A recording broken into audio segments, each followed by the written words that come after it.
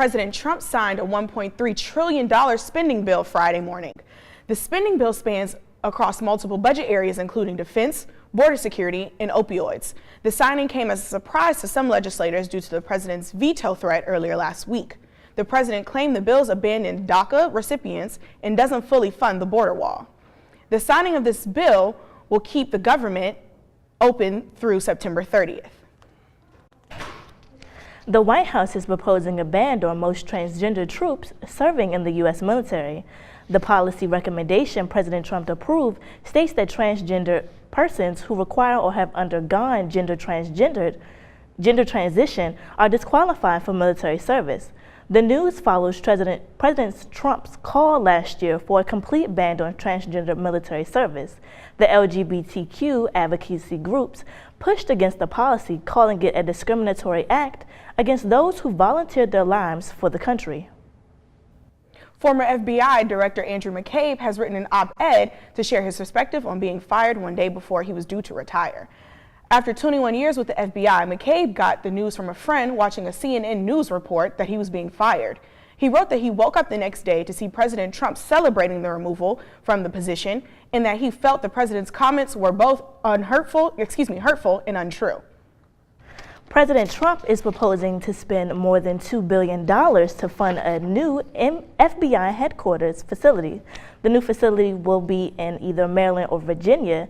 An American University government professor thinks he knows which state the FBI headquarters will be based in based on President Trump's campaign.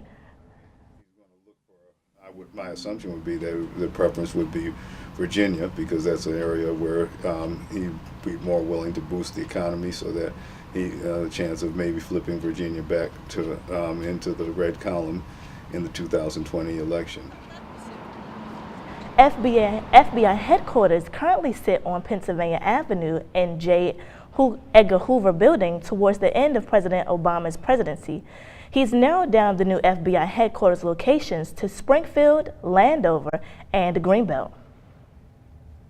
France is celebrating a hero this week. Lieutenant Colonel Arnaud Beltrame is the hero.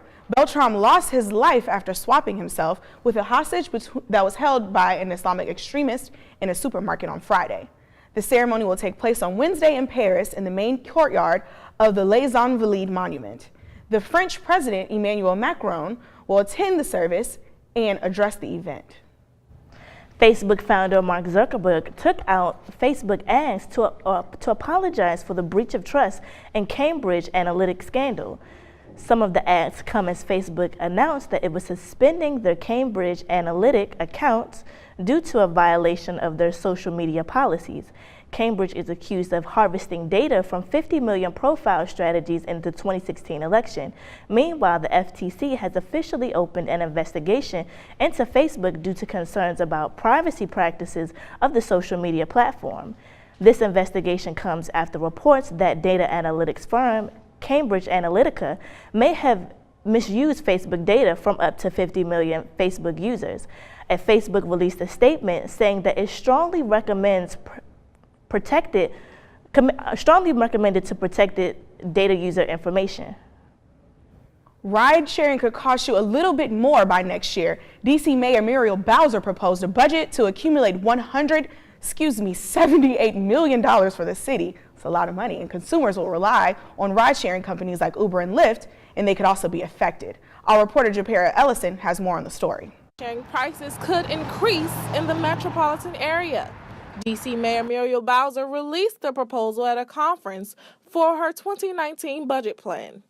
Taxes would rise on companies like Uber and Lyft, and it will hike from what was 1% to nearly 5%. Bike and roll mechanic Eric says the commuters may ditch the four wheels for two. It's going to be too hard on the bicycle people. Maybe the increase in Uber will have some people switching over to riding bikes because it's so expensive. What this means is a ride that was $10.10 could be 30 cents more. And the higher your initial price is, well, the more taxes you would pay. But Uber contractor Rick says there may not be anything to worry about. Our rates are really competitive based on some of the things that Uber and Lyft and other ride programs are not regulated like taxi cabs. So in effect, there is some room to be taxed and offer, better concessions to the public based on that taxation. The mayor says the hike in taxes could generate more than $80 million to improve the metro system. Japera Ellison, Washington. The Creston, Iowa community is mourning today after receiving the news of a local family's death while on vacation. The Sharp family of 4 was found dead in their rented Mexican condo from inhaling toxic gas, according to their autopsies. Doctors remain unclear of what type of gas led to their death.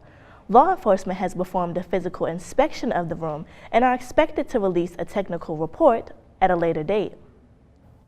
A Prince George's County substitute teacher and coach is awaiting sentencing after he pled guilty to child abuse charges.